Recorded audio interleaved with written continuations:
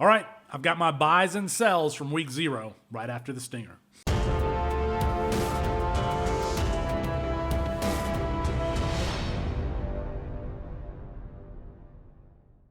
It's Felix Sharp at Sharp Review on Twitter for CampusToCan.com. If you like this video, please consider hitting the like button and subscribing to the channel so you never miss any of the content that we're dropping. If you didn't know, people are playing fantasy football with their favorite college players and following their journeys all the way to the NFL. If you need more information on what Campus to Can fantasy leagues are, where you can play with your favorite college players, hit the link in the description box. I'll add it there. Week 0 is in the books. Let's get into some buys and sells here. My first buy is I'm buying Duce Robinson as a wide receiver. Now, his baseball future and his position designation caused him to slide a little bit in Campus to Canton startup drafts and freshman drafts, especially when you bring in two highly touted freshman wide receivers in Zachariah Branch and Makai Lemon. But you look at Duce Robinson, led the team with 6 targets, an ADOT of 13.3, looked like a wide receiver generally and not a tight end. Those stats coming courtesy of A-Star FF on Twitter. He looked like a wide receiver, a big wide receiver, 6'6", 225 pounds. I know we don't see those types of players anymore go from college to the NFL. I really like Duce Robinson. I think he's going to be the exception. And remember, USC just had some success with a wide receiver with a similar build in Drake London. I think Duce Robinson as a wide receiver is going to be a problem. That leads really to my first sell. I'm selling Mario Williams. 2 catches for 26 yards. He's the slot wide receiver. Who's creeping up on him in the depth chart? It's Zachariah Branch. And if you look at how Mario Williams has been used by Lincoln Riley, it's been with those manufactured touches. Jet sweeps, the outlet on RPOs sometimes, the outlet out into the flat. Well, we saw what Zachariah Branch could do with the same touches. I think that Zachariah Branch is coming sooner rather than later for that full-time spot. He just offers more. One thing that I liked about Mario Williams coming in as a freshman was his versatility, his ability to play inside, his ability to play outside, his ability to return punts. Well, after Saturday, I think we're going to be seeing less and less of Mario Williams, especially after fumbling that punt against Tulane last year. We're going to be seeing less and less of Mario Williams in the slot and that punt returner. So if I have Mario Williams rostered, which I do in some places, I would be trying to trade him. I wouldn't be surprised if we see him transfer after the season. He'll have 2 more years of eligibility.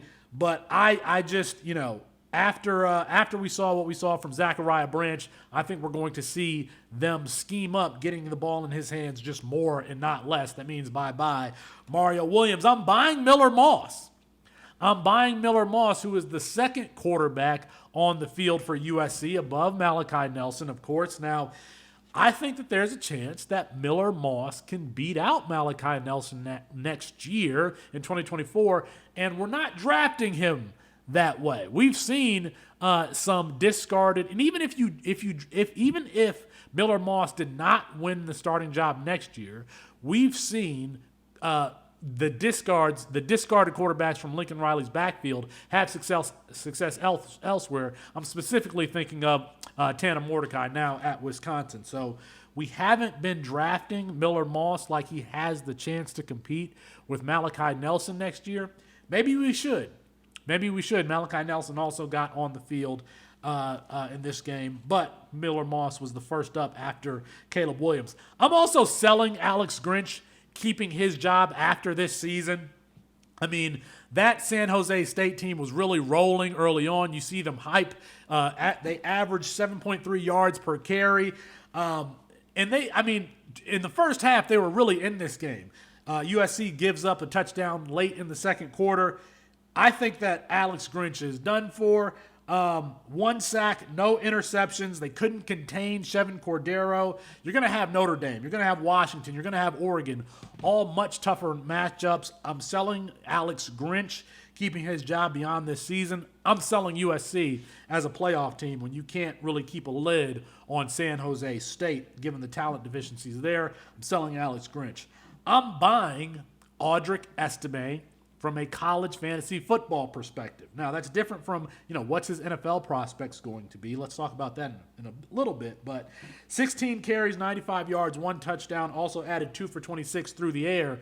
We thought that there was the chance that this offense could revolve around this bigger 227-pound back who can carry the load, with Logan Diggs transferring to LSU, and it played out that way. Now, he had a fumble, and they took him out after the fumble, but I think when the games come to count, it's really going to be Audric Estime who's carrying the load. I wouldn't be surprised if we saw several games with him having 25-plus carries, so I'm considering starting Audric Estime every single week.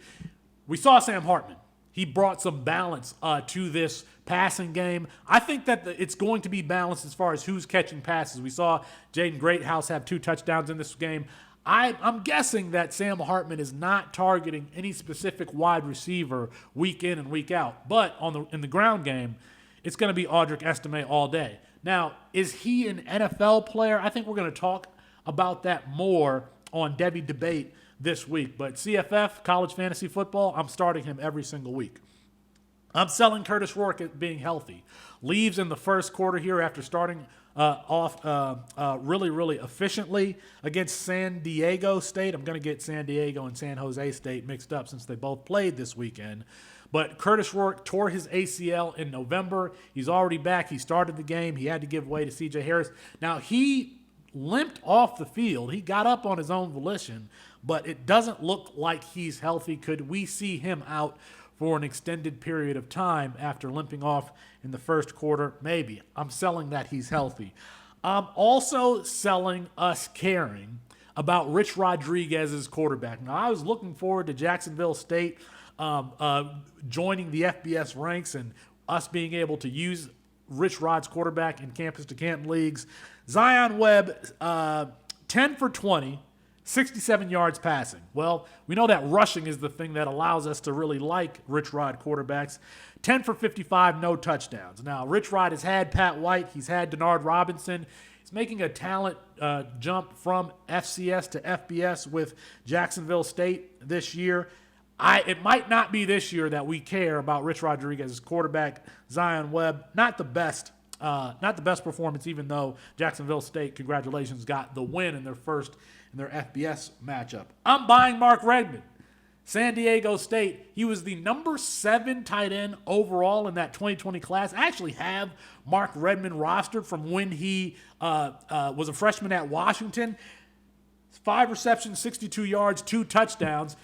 Just like the NFL, the tight end landscape can be a wasteland in college. Why not get this 6'6", 6'7", 255-pound tight end and Mark Redmond? He should be an asset in the red zone at the very least. Again, 5 receptions for 62 yards. I'm buying Mark Redmond, and I'm buying that the run and shoot is back at Hawaii. Braden Schrager, 27 for 37, 3 touchdowns, 2 interceptions. Pofele Ashlock looked to be the guy that they were looking to in crunch time. I'm going to see if he's rostered everywhere in my leagues, and I'm going to be rostering him. Looking forward to week 1 here, but those are my buys and sells for week 0. If you aren't playing in Campus to Canton leagues and you want to roster your favorite college players at any FBS school, you need to be doing it. Go ahead and hit the link in the description box so you can find out how to play Campus to Canton leagues. I'll see you guys at the next video. Drop a like. Peace.